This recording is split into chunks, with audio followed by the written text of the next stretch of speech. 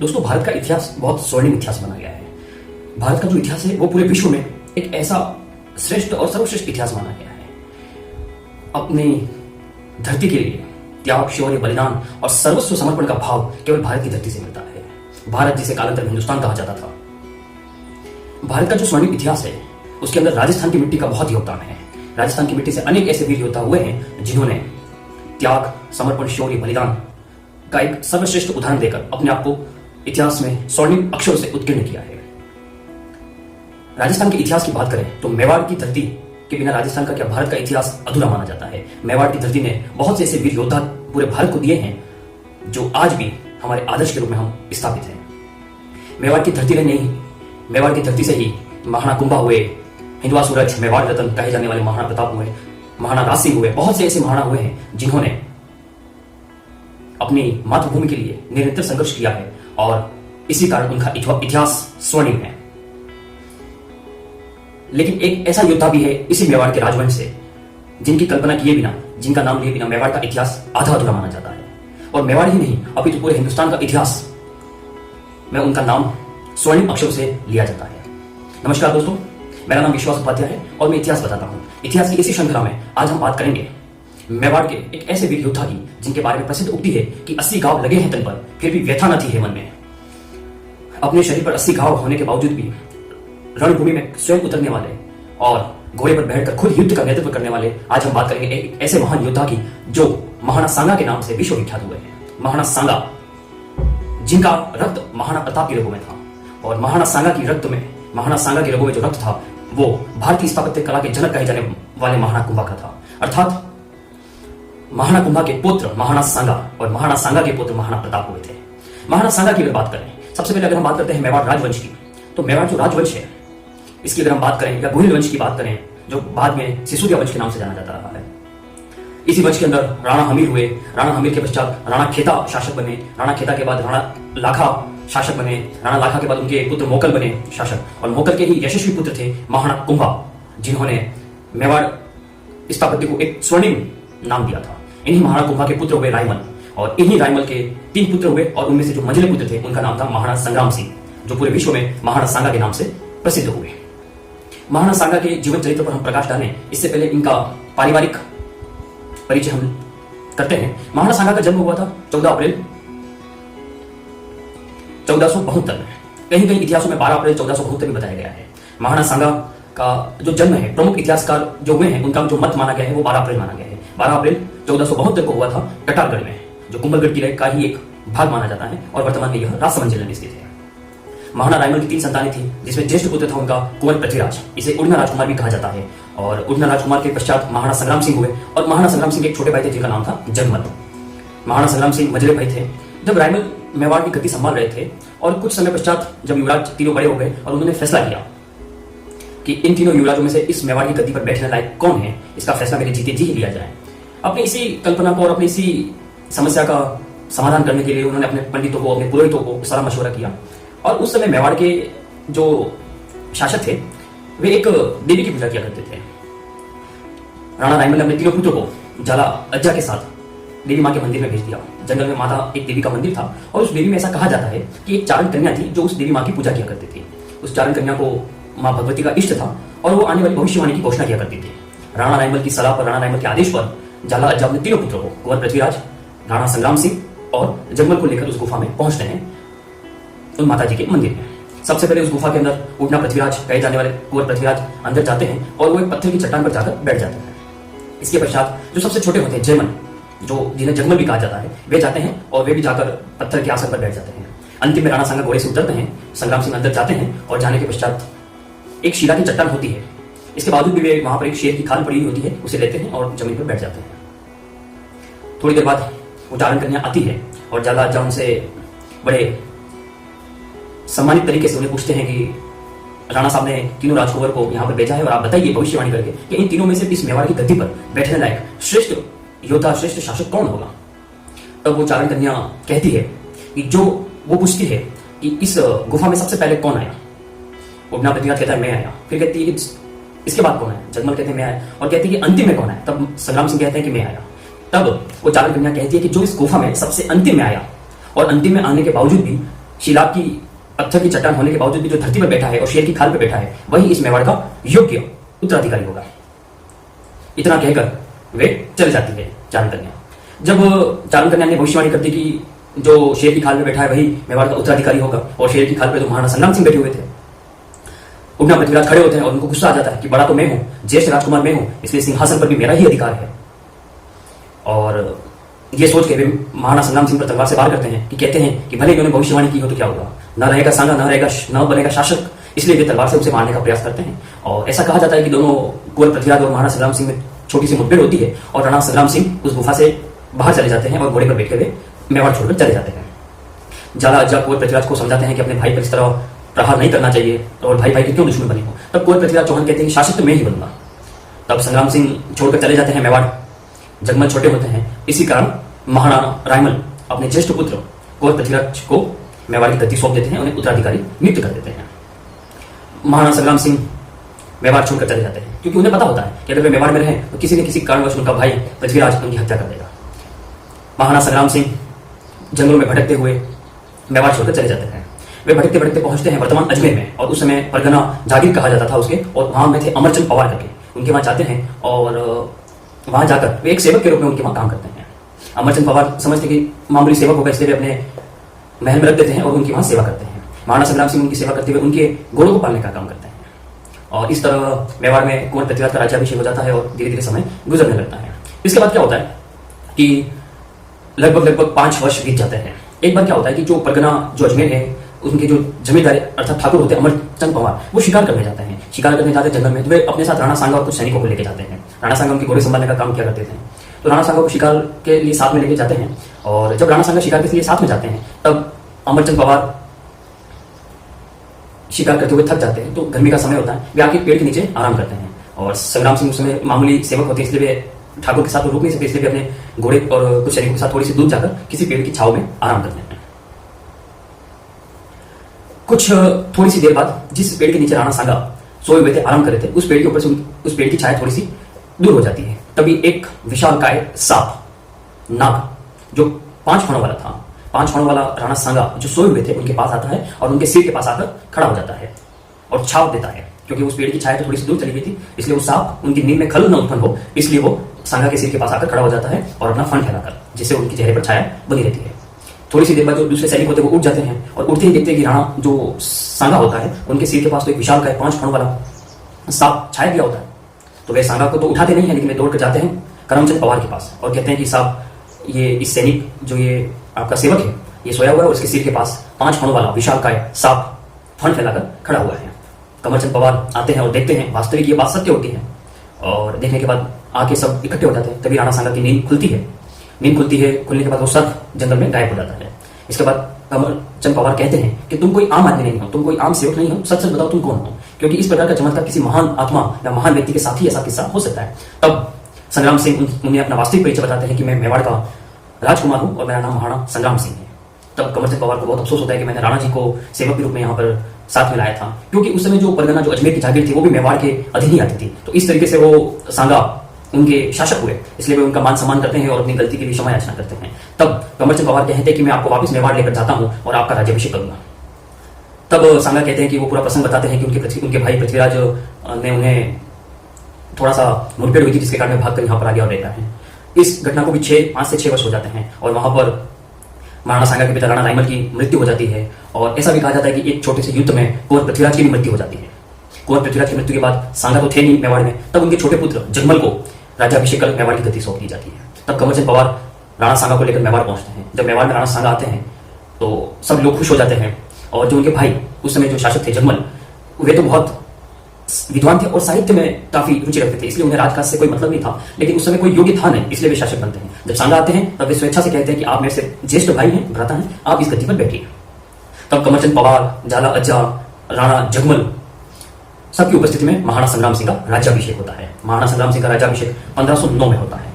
अब महाराणा सांगा के जीवन में एक ऐसा और मेवाड़ का इतिहास स्वर्णिम अक्षर से लिखने वाला होता है। महाराणा सांगा राजगद्दी पर बैठते हैं 1509 में। महाराणा सांगा जब 1509 में गद्दी पर बैठते हैं, उस समय जो दिल्ली का सुल्तान होता है वो होता है सिकंदर लोदी। सिकंदर लोदी जब मेवाड़ के शासक महाराणा सांगा 1509 में बनते हैं, तब दिल्ली का सुल्तान होता है सिकंदर लोदी। लेकिन सिकंदर लोदी की थोड़ी समय में मृत्यु हो जाती है। तब उनका जो पुत्र होता है सिकंदर लोदी का, इब्राहिम लोदी, वो बनता है दिल्ली का सुल्तान। इसके बाद मालवा भी उस समय एक विशेष रियासत या विशेष राज्य हुआ करता था। तो सांगा के समय जो मालवा का शासक था वो था मोहम्मद खिलजी द्वितीय। इसके बाद उसी प्रकार गुजरात भी एक महत्वपूर्ण शासन राज्य हुआ करता था और मेवाड़ का गुजरात का जो शासक था वो था मुजफ्फर खान। और मेवाड़ के तो महाराणा सांगा शासक बन ही गए थे। उस समय ऐसा कहा जाता है कि 1500 के आसपास, 15वीं शताब्दी के आसपास पूरे भारत में लगभग मुख्य थे 4 से 5 बड़ी ऐसी रियासतें हुआ करती थी जो अपने आप में एक महान शक्ति हुआ करती थी। इसके बाद महाराणा सांगा, जिन्हें युद्धों का देवता कहना भी अनुचित नहीं होगा क्योंकि उन्होंने अपने जीवन में बहुत युद्ध ही किए हैं और युद्ध प्रेमी होने के कारण और युद्ध में कुशल नेतृत्व होने के कारण उन्हें सैनिकों का भग्नावशेष भी कहा जाता है। ये उपाधि उन्हें प्रमुख इतिहासकार कर्नल जेम्स टोड ने की थी। दूसरी उपाधि उन्हें हिंदूपति या हिंदूपति कहा जाता है। क्यों? क्योंकि उन्होंने सब एक खानवा का प्रसिद्ध युद्ध में समस्त राजपूताना सेना का नेतृत्व किया था। इसी कारण उन्हें हिंदूपति या हिंदूपति भी कहा जाता है। जब मेवाड़ पर महाराणा सांगा अधिपत्य हो जाता है और वे अपना राज का संभालते हैं, तब 1517 के अंदर दिल्ली का सुल्तान इब्राहिम लोदी वे ये सोचता है कि मैं मेवाड़ को जीत लूंगा और मेवाड़ पर आक्रमण कर मेवाड़ को जीतने की महत्वाकांक्षा में वो राणा सांगा पर आक्रमण करता है। खातौली में 1517 में एक भयंकर युद्ध होता है महाराणा सांगा के बीच और इब्राहिम लोदी के मध्य। इब्राहिम लोदी जो दिल्ली का सुल्तान था और महाराणा सांगा जो मेवाड़ के थे। महाराणा सांगा की शक्ति और कुशल नेतृत्व के आगे इब्राहिम लोदी परास्त हो जाता है और महाराणा सांगा दिल्ली के सुल्तान इब्राहिम लोदी को हरा देते हैं।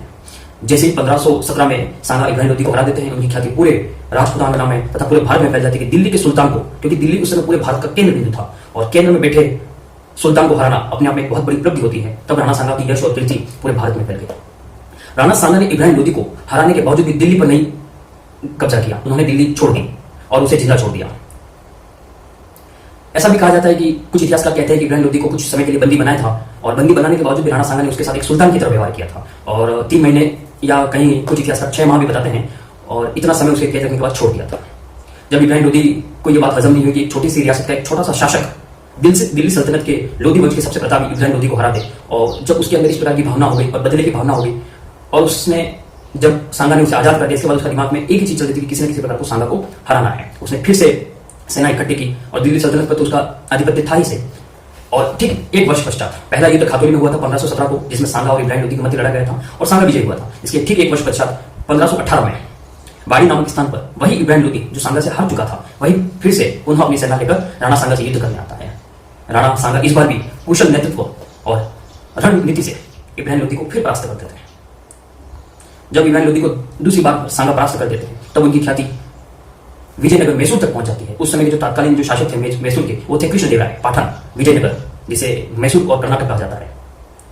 दक्षिण भारत तक सांगा की ख्याति फैल चुकी थी, क्योंकि बहुत से लोग ये भी मानते थे कि एक बार तो चलो भाग्यवश भी सांगा जीत गए हो, लेकिन दोनों बार दिल्ली के सुल्तान को हराना सांगा के लिए यही सबसे बड़ी उपलब्धि थी। जब सांगा ने इब्राहिम लोदी को हरा दिया, इसके बाद इब्राहिम लोदी ने सोचा कि मैं अकेला तो मिलकर राणा सांगा को कभी परास्त नहीं कर सकता। उसने ये सोचा कि अब मुझे बहुत से आसपास के ऐसे लोगों से, ऐसी रियासतों के राजा से मदद लेनी चाहिए जो मुझे सांगा को हराने में मदद करे। इसी महत्वाकांक्षा के साथ उस इब्राहिम लोदी ने बहुत से आसपास की रियासतों वालों को पत्र पैगाम भेजकर अपने साथ सम्मिलित किया। और ऐसा कहा जाता है कि ठीक 1518 के 1 वर्ष पश्चात, यानी एक वर्ष के उपरांत इब्राहिम लोदी ने महाराणा सांगा पर युद्ध करना जारी रखा था। तब ऐसा कहा जाता है कि 1519 में घाघरों जो वर्तमान में झालावाड़ जिले में आता है, घाघरों के अंदर इब्राहिम लोदी तथा मालवा का शासक मोहम्मद खिलजी द्वितीय, ये दोनों तो मुख्य नेतृत्व करने वाले थे। इनके साथ बहुत सी ऐसी सेना अन्य रियासतों की मिलकर सांगा पर आक्रमण करते हैं। इस बार इब्राहिम लोदी की शक्ति दुगनी हो जाती है। क्यों? क्योंकि मालवा का सुल्तान खिलजी द्वितीय भी उसके साथ आ जाता है और आसपास की रियासत जो मेवाड़ पर अपना आधिपत्य करना चाहती थी, वे भी उस महत्वाकांक्षा में इब्राहिम लोदी का साथ देती है। जब इस युद्ध के अंदर इब्राहिम लोदी होता जरूर है, लेकिन वो नेतृत्व नहीं करता है। नेतृत्व करता है मालवा का सुल्तान मोहम्मद खिलजी द्वितीय। जब वो सांगा का सामना घाघरों में होता है, तब एक तरफ केवल साम्राज्य विस्तार की नीति और छल और कपट की नीति और दूसरी तरफ राजपूती आन बान और शान के साथ अपनी मातृभूमि के लड़ने का भाव लिए हुए मेवाड़ की सेना टूट पड़ती है। 1519 में घाघरों का भयंकर युद्ध होता है और इस युद्ध में भी राणा सांगा विजय हो जाते हैं। अब आप ही सोचिए कि जब सांगा दिल्ली के सुल्तान और मालवा के सुल्तान को 1 नहीं 2 नहीं बल्कि 3 बार हरा देते हैं, तो उनकी ख्याति पूरे विश्व में कि शासक पूरे भारत में तो थी ही सही, और वे युद्ध जीत जाते हैं। जब 1519 में सांगा मोहम्मद खिलजी टू को भी यानी द्वितीय को भी हरा देते हैं, तब कोई भी देसी रियासत उन पर आक्रमण नहीं करना चाहती मेवाड़ पे, क्योंकि सब ये जान चुके थे कि मेवाड़ को हराना असंभव है और मेवाड़ उस समय की भारत की सबसे बड़ी महाशक्ति थी और राणा सांगा एक ऐसा नेतृत्व था कि पूछो मत। तब आसपास के जितने भी राजा थे वे सभी महाराज सांगा की अधीनता स्वीकार करने के लिए तैयार थे। वे सभी महाराज सांगा का सहयोग मानते थे और किसी न किसी प्रकार से वे महाराज सांगा का सानिध्य प्राप्त करना चाहते थे तथा मेवाड़ में मिल जाते थे। जब पहला युद्ध होता है राणा सांगा का खातोली में इब्राहिम लोदी के साथ 1517 में, इस युद्ध में सांगा का एक हाथ कट जाता है और हाथ कटने के पश्चात उनका शरीर खंडित हो जाता है, यहां तक कि उनका पांव भी किसी युद्ध में बेकार हो जाता है। जब खातोली युद्ध के पश्चात वे जीत कर अपने राज दरबार में आते हैं और सभी सामंत और सभी जागीरदार राज दरबार में बैठते हैं, तब सांगा अपने सिंहासन पर नहीं बैठते हैं और सिंहासन से नीचे उतरकर जो ठाकुर जमींदार राव जो जिस पंक्ति में बैठा करते थे उनके साथ आकर वो जमीन पर बैठ जाते हैं। सांगा जो शासक थे वे जमीन पर आकर नीचे बैठ जाते हैं तो सभी उनके जमींदार राव सभी उनके पास आकर बैठ जाते हैं और कहते हैं कि हुकुम, आप हमारे राजा हैं, आप हमारे शासक हैं, आप नीचे बैठेंगे और आप हमको नीचे बैठकर लज्जित कर रहे हैं। तब सांगा मन में ये सोचते हैं कि आज इनकी परीक्षा लेनी चाहिए, क्योंकि न तो मेरा एक हाथ है न ही मेरा एक पांव बेकार हो चुका है और अब ये क्या मुझे वास्तविक रूप से अपना शासक मानते हैं या केवल औपचारिक रूप से ये ऊपर मुझे दिखाने के लिए अपना मुझे शासक मानते हैं। ये सोच के राणा एक परीक्षा लेते हैं और राणा नीचे बैठ जाते हैं और सभी उनके राव और जागीरदार आकर पूछते हैं उनसे कि आप हमें लज्जित न करें और आप सिंहासन पर बैठे। तभी अब सांगा से इस प्रकार का पूछना कि आप नीचे क्यों बैठ रहे हैं किसी की हिम्मत नहीं होती। तब सलूम्बर के राव रतन सिंह हिम्मत करके पूछते हैं कि हुकुम, आप नीचे क्यों विराजे हैं, आप नीचे क्यों बैठे हैं, आप सिंहासन पर बैठिए और सिंहासन पर बैठकर सिंहासन को सुशोभित कीजिए, हमें लज्जित न करिए। तब सांगा कहते हैं कि जब यदि किसी मंदिर के अंदर कोई मूर्ति खंडित हो जाती है तब हम उसकी पूजा नहीं करते हैं, उस मूर्ति को हम निकालकर किसी बहती हुई नदी में विसर्जित कर देते हैं। और तब सांगा कहते हैं कि मैं भी खंडित हो चुका हूं, मेरा भी एक हाथ नहीं है, एक पांव नहीं है और मैं इस सिंहासन पर बैठने के लायक नहीं हूं और मैं ये चाहता हूं कि आप में से जो भी इस राज्य के जो भी इस सिंहासन के योग्य हो वे आए, बैठें और मुझे छोटा सा कोई भी गाँव दे दो, मैं जाकर अपना बाकी का जीवन बिताऊंगा। तब सांगा कहते हैं, तब बहुत से सामंत कहते हैं जिसमें जाला प्रमुख रूप से कहते हैं कि हुकुम, ये अंग भंग होना तो ये तो वीरों की पराक्रम है, वीरता और उसका ही एक सबूत माना जाता है, इसलिए आप अपने आप में हीन भावना महसूस नहीं करें। आप हमेशा से हमारे शासक थे, हमारे राजा थे और हम आपके ही ध्वज के नीचे हमेशा युद्ध करेंगे और हम आपको ही हमारा शासक मानेंगे। तब सभी सामंत और सभी जागीरदार द्वारा कहने पर राणा सांगा वापिस सिंहासन पर बैठते हैं और उनका पुनः राज्याभिषेक होता है। इसके बाद राणा सांगा फिर, क्योंकि उनकी ख्याति अब उन्होंने जीवन में 3 युद्ध लड़ लिए, खातोली 1517 में जीत लिया उन्होंने इब्राहिम लोदी से, 1518 में बांडी का युद्ध इब्राहिम लोदी को फिर से परास्त कर दिया उन्होंने, गागरुन का युद्ध 1519 में मोहम्मद खिलजी द्वितीय और इब्राहिम लोदी ने मिलकर किया था, उसे भी सांगा ने जीत लिया। अब सांगा की कीर्ति और यश पूरे भारतवर्ष में फैल चुका था। अब इब्राहिम लोदी ने सोच लिया कि अब मैं सांगा को नहीं हरा सकता। उस समय अफगानिस्तान काबुल का एक शासक हुआ करता था जो तैमूर वंश से संबंधित था, जिसका नाम था बाबर। उस इब्राहिम लोदी ने उसी बाबर को सांगा के विरुद्ध लाने के लिए पैगाम भेजा। बाबर उस समय का वहां का लुटेरा हुआ करता था और उसका एक ही लक्ष्य था कि भारत को लूटो, जो अपन को ज्यादा धन दे उसकी मदद करो। इब्राहिम लोदी ने बाबर को पत्र लिखकर भारत पर आक्रमण करने और भारत को बुलाने का प्रयास किया, लेकिन बाबर जब हिंदुस्तान में आया, और बाबर जब हिंदुस्तान में आने से पहले ऐसा भी कहा जाता है कि एक 160 वर्ष की बूढ़ी औरत थी जो काबुल में रहा करती थी। उस बूढ़ी औरत ने बाबर से कहा कि हिंदुस्तान के अंदर लोग दरवाजों पर ताले नहीं लगाया करते हैं और दूध और घी की नदियां बहा करती है और भारत एक स्वर्णिम और वैभवशाली देश है और तुम्हें वहां पर अवश्य जाना चाहिए। तो बाबर ने भारत के बारे में तो सुन ही रखा था और उसने दिल्ली पर आक्रमण कर दिया।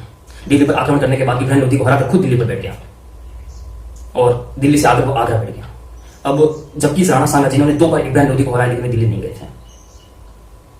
जब राणा सांगा मेवाड़ में ही थे और बाबर दिल्ली होता हुआ आगरा पर आ गया था, तब बाबर ने जब सांगा की ख्याति सुनी थी तब बाबर भी जानता था कि राणा सांगा से हारना ही है मुझे, राणा सांगा को मैं किसी कीमत पर नहीं हरा सकता था। लेकिन बाबर ने सोचा कि अगर मैंने राणा सांगा को हरा दिया तो पूरा हिंदुस्तान मेरा, अगर राणा सांगा जीत गए तो मेरा अंत निश्चित है, लेकिन अगर राणा सांगा हार गए तो पूरा हिंदुस्तान मेरा। इसी महत्वाकांक्षा के कारण बाबर ने महाराणा सांगा के अधीन एक दुर्ग पड़ता था जो भरतपुर के बयाना में था, बयाना दुर्ग, उस पर बाबर ने आगरा से हमला कर दिया और बयाना पर अपना कब्जा कर दिया। जब राणा सांगा को इस बात का पता चला कि मुगल आक्रांता बाबर जो दिल्ली से आ गया और आगरा से मेरी सीमा पर स्थित बयाना को जीत लिया है, तब सांगा अपनी सेना को युद्ध के लिए तैयार करते हैं। पहले ऐसा भी कहा जाता था कि किसी भी राजा को दूसरे राज्य से कोई किसी प्रकार का हस्तक्षेप नहीं होता था, क्योंकि अगर किसी अन्य राज्य पे कोई अन्य आक्रमण करता था तो किसी और राजा को कोई लेना देना नहीं था। क्योंकि सब अपने अपने राज्य की सीमा को लेकर बैठे रहते हैं। लेकिन जब सांगा की सीमा पर बाबर ने हमला कर बयाना जीत लिया, तब सांगा ने एक विशाल सेना के साथ बयाना की ओर कूच किया और 16 फरवरी 1527 को बयाना जीत लिया बाबर से, और बाबर के सैनिकों को गाजर मूली की तरह काटकर वापस भगा दिया। बाबर जैसी महान शक्ति को भी सांगा ने हरा लिया। हराने के बाद राणा सांगा की सेना के अंदर जोश था, जुनून था कि पूरे भारत के अंदर सांगा का सामना करने की योग्य कोई नहीं है। जब बाबर को पता चलता है कि वो उसकी सेना हार गई है, तब बाबर समझ जाता है कि सांगा को हराना बेहद मुश्किल है।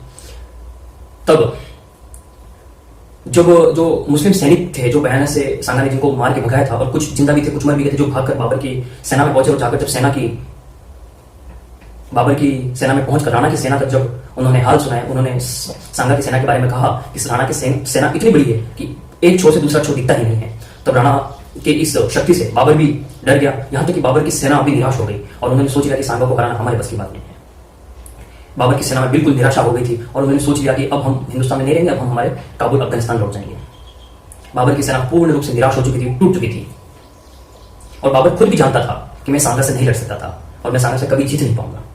तब लेकिन बाबर सोचता है कि एक अगर कोशिश में और करूं सांगा को जीतने की, अगर मैं सफल रहा तो पूरा हिंदुस्तान मेरा हो जाएगा, अगर मैं हार गया तो मेरा अंत हो जाएगा। लेकिन अब बाबर ने तो सोच लिया कि मुझे युद्ध करना और एक बार और प्रयास करना, लेकिन उसकी सेना तो पहले ही हथियार डाल चुकी थी, पहले ही निराश हो चुकी थी। तब सांगा बयाना जीतकर वापस मेवाड़ आ जाते हैं, चित्तौड़ आ जाते हैं, और बाबर अब आगरा में बैठकर अपने जितने भी भारत के साथ साथ काबुल और अफगानिस्तान में अपने छोटे छोटे सामंत होते हैं उन सभी को पैगाम भेजते हैं और उनकी सेनाएं बुलाते हैं, ताकि उन्हें, बाबर को भी पता था कि मैं मेरे जीवन का अंतिम युद्ध लड़ रहा हूं, अगर विजय हुआ तो जो मैं चाहूंगा वो होगा, और अगर हार गया तो मेरा सब कुछ चला जाएगा। इसी युद्ध की महत्वाकांक्षा में बाबर ने अपने सैनिकों को वापस युद्ध के लिए तैयार करने की भरपूर कोशिश की। उसने न जाने कितने झूठे प्रलोभन दिए और अपनी सेना का मनोबल मजबूत करने का प्रयास किया। राणा सांगा मेवाड़ आकर निश्चित हो गए कि अब बाबर युद्ध नहीं करेगा, और शायद यही सांगा की सबसे बड़ी गलती थी कि वे यहां पर आकर निश्चित हो गए और उधर बाबर को समय मिल गया अपनी तैयारी करने के लिए। 16 फरवरी 1527 को बयाना का युद्ध हुआ, जिसमें राणा सांगा विजय हुआ। उसके ठीक एक माह पश्चात, लगभग 32 दिन बाद, 17 मार्च 1527 को खानवा का युद्ध, जो भारतीय इतिहास में महत्वपूर्ण युद्ध माना जाता है। 16 फरवरी 1527 से लगाकर 17 मार्च 1527 तक, इस एक माह में बाबर ने अपने अफगानिस्तान काबुल से बहुत सी सेनाएं बुला ली। बहुत सी सेनाएं बुलाने के पश्चात जब यह बात संग्राम सिंह तक पहुंचती है, राणा सांगा तक पहुंचती है, तब राणा सांगा को भी पता चल जाता है कि एक और युद्ध होने वाला है। तब राणा सांगा एक पत्र लिखते हैं और उस पत्र के अंदर राजपुताना के सभी सैनिकों को सभी रियासतों में पत्र भेजते हैं और कहते हैं कि मैं मुगल आक्रांता बाबर से लड़ने जा रहा हूं और इसे अपनी धरती से खदेड़ने जा रहा हूं, भारत से, और मुझे आप सभी का साथ चाहिए। तब सब छोटी मोटी रियासत वो खुद ही सांगा के सानिध्य में आना चाहती थी, क्योंकि उस समय राणा सांगा पूरे विश्व की एक महान शक्ति थी, भारत की महान शक्ति थी। इसीलिए सभी रियासतों ने राणा सांगा का नेतृत्व करना स्वीकार कर लिया और अपनी अपनी सेनाएं लेकर सांगा की शरण में आने शुरू हो गए। सभी सेनाएं मेवाड़ में इकट्ठा होना शुरू हो गई। मेवाड़ की इसी मुहिम में अलग अलग रियासतों से अलग अलग शासक अपनी अपनी सेनाएं लेकर आए थे, जिसके अंदर से आमेर से पृथ्वीराज कच्छावा, बीकानेर से कल्याणमल जो राजकुंवर थे और वहां के राजा राव जेतसी थे, राव जेतसी ने अपने पुत्र राजकुंवर कल्याणमल को अपनी सेना लेकर भेजा। नागौर से खानजादा, मेवा से हसन खां मेवाती तथा मेड़ता से बीरमदेव एवं मीराबाई के पिता रतन सिंह अपनी सेना लेकर आए। जगनेर से अशोक परमार अपनी सेना लेकर आए। चंदड़ी से मेदिनी राय अपनी सेना लेकर आए। सादड़ी के जाला अज्जा अपनी सेनाएं सांगा के साथ सम्मिलित कर दी। इसके बाद राय सिंह के सरहदी तवर अपनी संपूर्ण सेना सांगा को लाकर सौंप दी। वागड़ के महाराणा उदय सिंह ने अपनी सेनाएं राणा सांगा को लाकर सौंप दी। उदय सिंह के साथ साथ माणिकचंद चौहान, बूंदी के हाड़ा, नरपत हाड़ा सांगा के साथ सम्मिलित हो गए। सलूमर के राव रतन सिंह अपनी सेना के साथ सम्मिलित हो गए। और एक ऐसा व्यक्ति भी सांगा के साथ सम्मिलित हो गया जिसका नाम था मोहम्मद लोदी, जो इब्राहिम लोदी का ही एक रिश्तेदार था।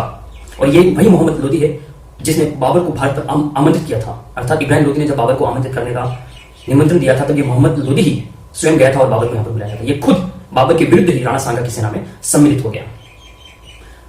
समस्त राजपुतानी की सेना राणा सांगा के छत्र के नीचे आ गई। इस सेना के बारे में लिखते हैं, कर्नल जेम्स टोड लिखते हैं कि राणा सांगा के पास 9 तो राव थे और 104 सरदार इस युद्ध में शामिल हो गए थे। वहीं बाबर अपनी आत्मकथा बाबर नामा में लिखता है कि 2,20,000 सैनिक थे, जो उसने झूठ लिखा है ताकि अपनी महानता साबित करने के लिए उसने राणा की शक्ति को बढ़ा चढ़ाकर लिखा है कि 2,20,000 सेनाएं थी, लेकिन वास्तविक सेना 1,20,000 थी। इन सभी राजपूतानों की सेना का सांगा नेतृत्व कर रही थी, क्योंकि सांगा को भी पता था कि संभवतः ये भी मेरे जीवन का अंतिम युद्ध हो सकता है, क्योंकि उधर बाबर ने बहुत भयंकर तैयारी कर ली, इधर सांगा ने भयंकर तैयारी कर ली। दोनों अपने अपने पक्ष मजबूत हो गए थे, लेकिन बाबर का पक्ष कहीं ना कहीं बहुत कमजोर था। इसलिए कमजोर था क्योंकि बाबर की जो सेना थी वो सांगा से युद्ध नहीं लड़ना चाहती थी, क्योंकि वे निराश हो चुकी थी और वे जानती थी कि राजपूतों के आगे हम नहीं झुक सकते, लेकिन हमारी सेना बहुत कम है और हम युद्ध नहीं लड़ सकते, इसलिए हमें पीछे हटना ही मुनासिब होगा।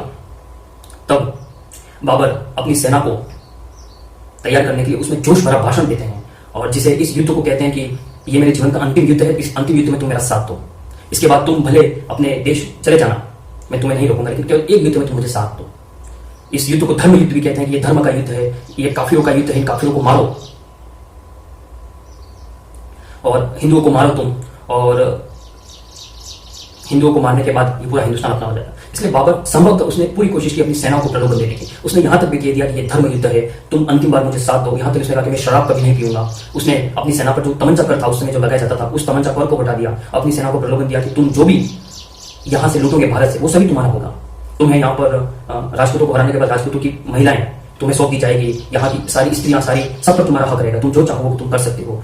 तुम्हें यहाँ पर मान सम्मान दिया जाएगा। ये जितने भी राजपूत हैं यहाँ पर सभी सम्मिलित हुए, सभी को मारकर तुम्हें उच्च पदों पर मैं आसीन करूंगा। इस प्रकार बाबर ने अपनी सेना के अंदर एक जोश भर दिया। उन्हें न जाने झूठे झूठे प्रलोभन दिए और उसे युद्ध का, धर्म युद्ध का नाम देकर बाबर ने अपनी सेना को तैयार किया।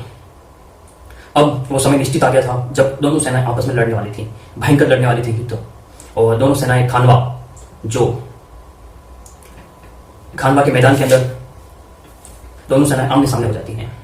खानवा जो उस रूपवास तहसील में, जो वर्तमान भरतपुर में पड़ता है, दोनों सेनाएं आमने सामने हो जाती हैं। और 17 मार्च 1527 को सुबह 9 बजे महाराणा संग्राम सिंह और बाबर के बीच एक ऐसा भीषण युद्ध शुरू हो जाता है जिसका उल्लेख पूरे भारत के इतिहास में मिलता है। और इस युद्ध की कल्पना किए बिना हम मुगल साम्राज्य नहीं पढ़ सकते, नहीं समझ सकते। जब युद्ध का पहला प्रहर होता है तब राणा सांगा, क्योंकि सांगा जिन्हें युद्ध का देवता कहा जाता था, जो युद्ध नीति में तथा युद्ध रणनीति में निपुण माने जाते थे, राणा सांगा अपनी इस सेना का नेतृत्व कर रहे थे। और राणा सांगा ने पहले ही प्रहर में बाबर की सेना के 3000 सैनिकों को मार दिया।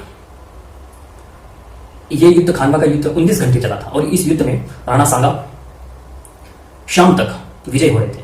लेकिन बाबर ने अपनी 51 तोपों को जंजीरों से बांधकर सेना के पीछे रखा हुआ था, ताकि जैसे जैसे राणा सांगा की सेना आगे बढ़ेगी, आगे बढ़ते ही हम तोपों का मुंह खोल देंगे और तोपों से भयंकर विस्फोट करेंगे। यह भारत के इतिहास में पहली बार ऐसा था तब जब किसी मुगल आक्रांता ने पहली बार तोपों का प्रयोग किया था। और यहां तक कि बाबर को तो इतना भी डर था कि अगर कहीं ये तोपें सांगा के कब्जे में आ गई तो सांगा इन तोपों के जरिए हमको ही उड़ा देगा। इसी डर के कारण बाबर ने अपनी सारी तोपों को एक लंबी साखल से एक के बाद एक 1 बाय 1 बांध दिया था। और इन तोपों को बांधने के बाद बाबर और अपने पुत्र हुमायूं के साथ वो उन तोपों के पीछे खड़ा हुआ था।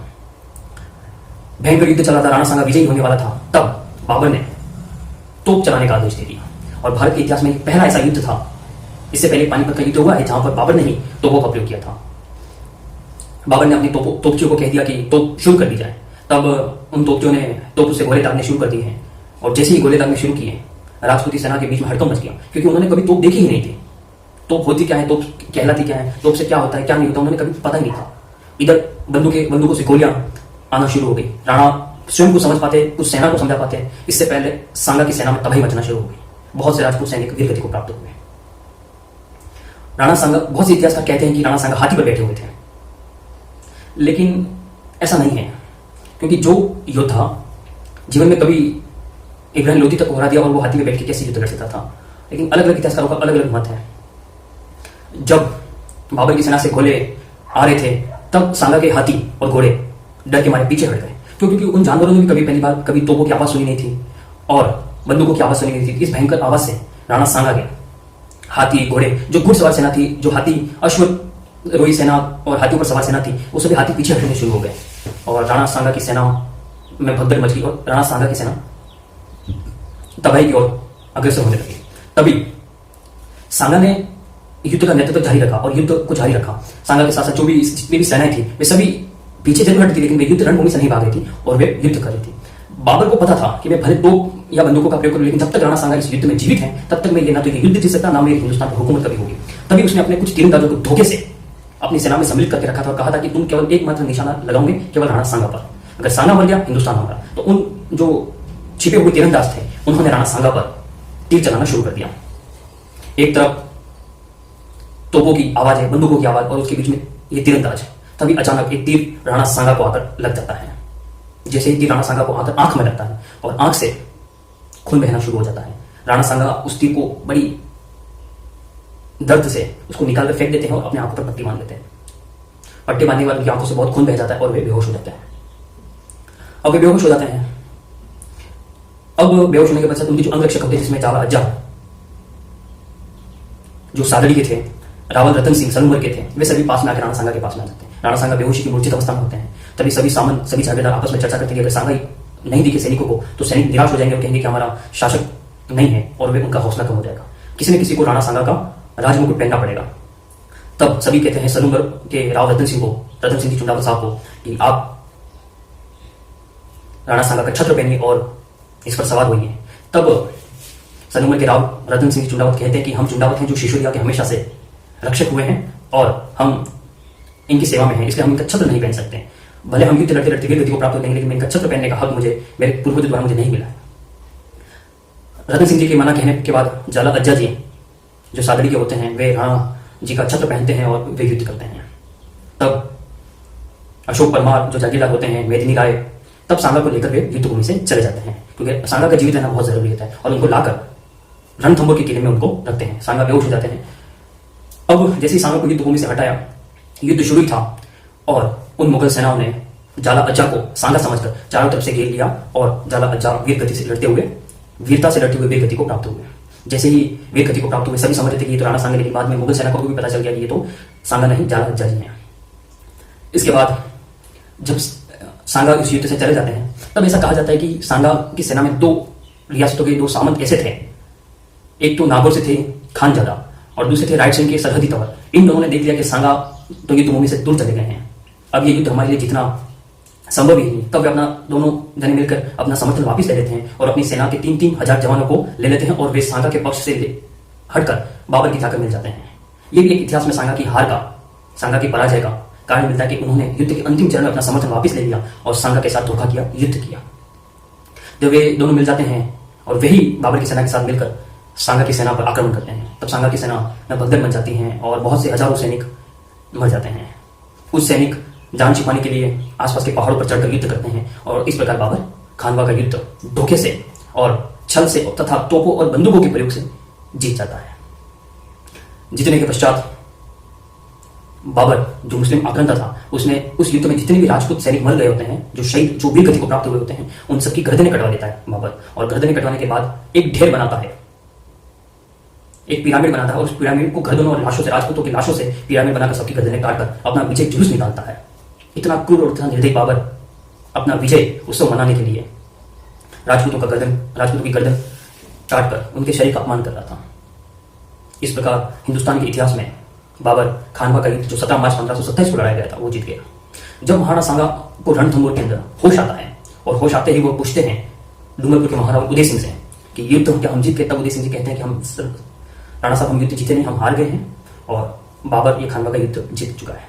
अब हम यहाँ से चले जाते हैं मेवाड़, चित्तौड़ चले जाते हैं। तब सांगा ऐसा कहते हैं कि वो बेहोशी की हालत में, घायल हालत में भी सांगा एक प्रतिज्ञा रखते हैं, प्रण लेते हैं कि जब तक मैं बाबर को पुनः हरा नहीं दूंगा तब तक मैं अपना छत्र, अपना राजमुकुट सिर पर नहीं पहनूंगा और चित्तौड़ की धरती पर, मेवाड़ की धरती पर पांव नहीं रखूंगा। और तब वे एक फरमान जारी करते हैं कि वापिस राजपूतों की सेना को इकट्ठा करने का पैगाम भेजा जाए। तब राणा जी तो घायल ही होते हैं और बाहर आकर जब सांगा जी के सभी सामंत, जागीरदार, ठाकुर सभी आपस में मंत्रणा करते हैं और कहते हैं कि सांगा खुद तो घायल है, राणा जी खुद तो घायल हैं और हम फिर युद्ध करेंगे। तब राणा सांगा की सेना के दो गुट हो जाते हैं। एक गुट होता है जो युद्ध चाहता है, जो सांगा का साथ देना चाहता है, और एक युद्ध होता है कि उन्हें पता होता है कि बाबर से युद्ध करना हम हमारे सैनिकों को मौत के घाट स्वयं उतारेंगे। इसलिए सांगा की सेना में दो गुट बन जाते हैं, एक गुट जो युद्ध चाहता है और एक गुट जो युद्ध नहीं चाहता है। इसी के परामर्श में महाराणा संग्राम सिंह को क्योंकि संग्राम सिंह ने प्रतिज्ञा ली थी कि युद्ध करूंगा और बाबर को हराऊंगा, तभी मैं मेवाड़ जाऊंगा। और सभी उनके जागीरदार और ठाकुर को पता चलता था कि राणा जी युद्ध तो जरूर करेंगे और ये युद्ध मूर्खता भरा होगा। और इसी के कारण उनके ही ठाकुर और उनके ही सामंत उन्हें उनके साथ धोखा करते हैं, विश्वासघात करते हैं और राणा जी को, राणा सांगा को भोजन में जहर दे देते हैं।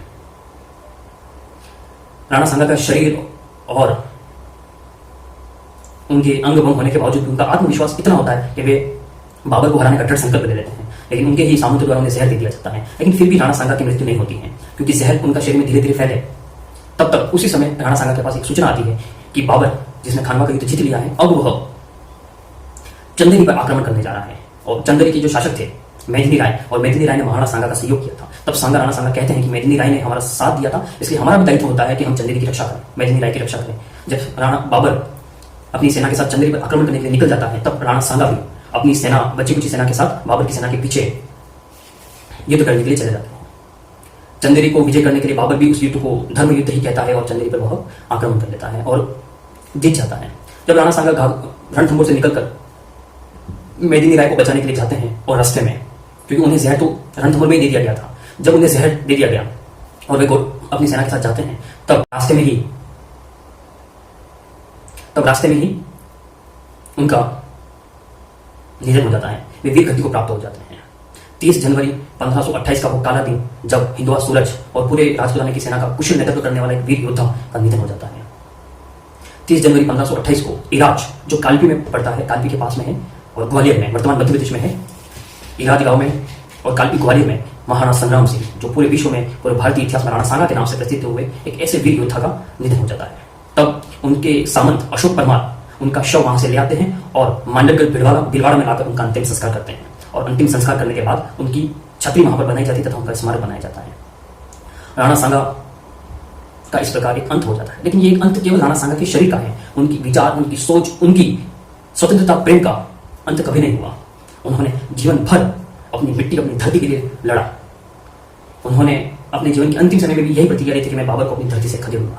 लेकिन बाबर ने पहली बार तोपों का प्रयोग किया, बंदूकों का प्रयोग किया, जिसके कारण राणा सांगा पराजित हुए। लेकिन राणा सांगा हमेशा से एक विजय योद्धा ही हुए। उन्होंने इब्राहिम लोदी को हराया, एक नहीं 2 बार हराया, मोहम्मद खिलजी द्वितीय को हराया, यहाँ तक कि बाबर को भी हराया था उन्होंने पहले युद्ध में।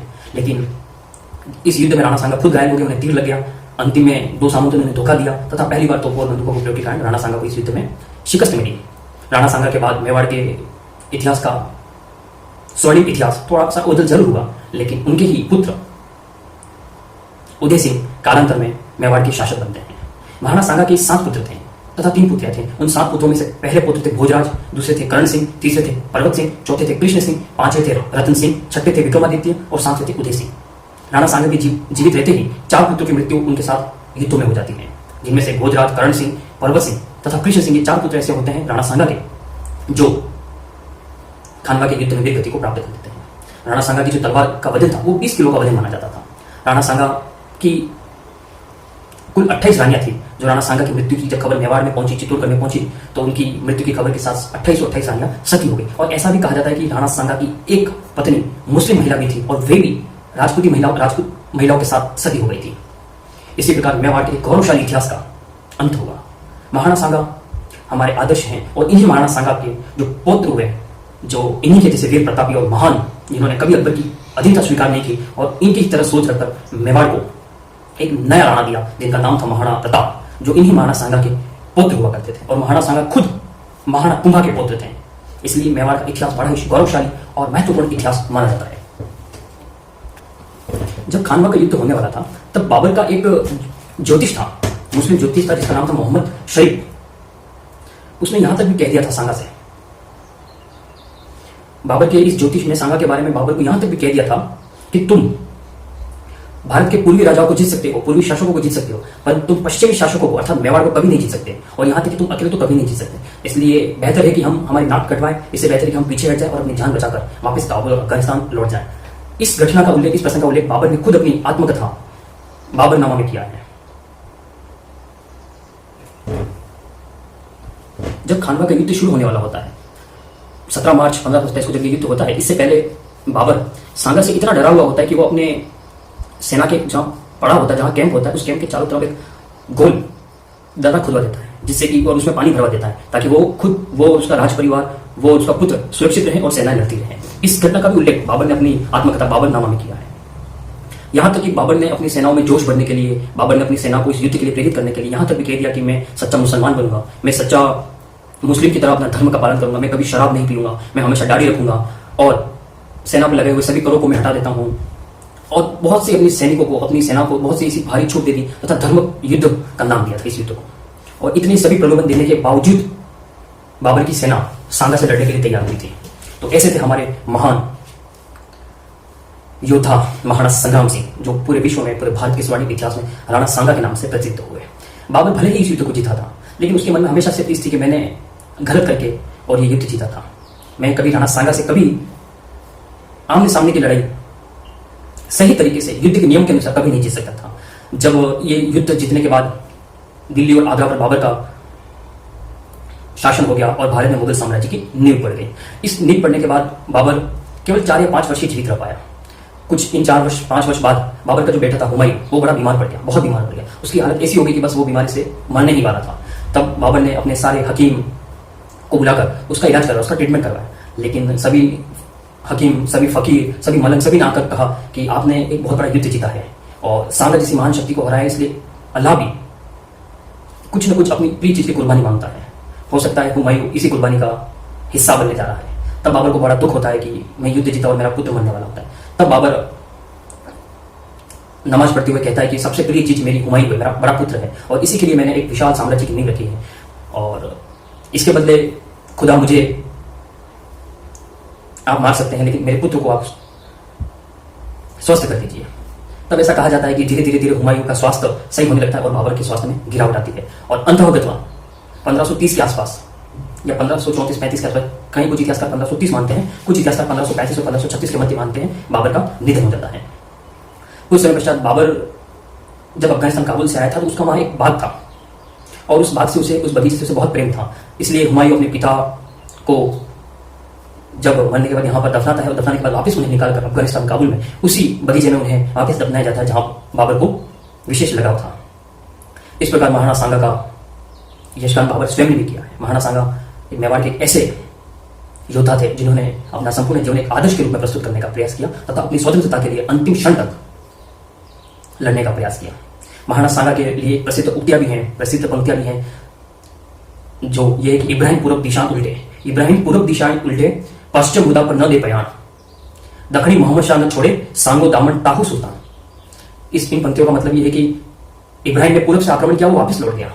पश्चिम से मुजफ्फर खान ने आक्रमण किया, वो भी परास्त होकर लौट गया। दक्षिण से मोहम्मद शाह ने आक्रमण किया, वो भी वापस लौट गया। सांगा दामन टाहू सुल्तान, सांगा से श्रेष्ठ योद्धा कोई नहीं है, नहीं कोई था। बहुत बहुत धन्यवाद। नमस्कार, जय हिंद।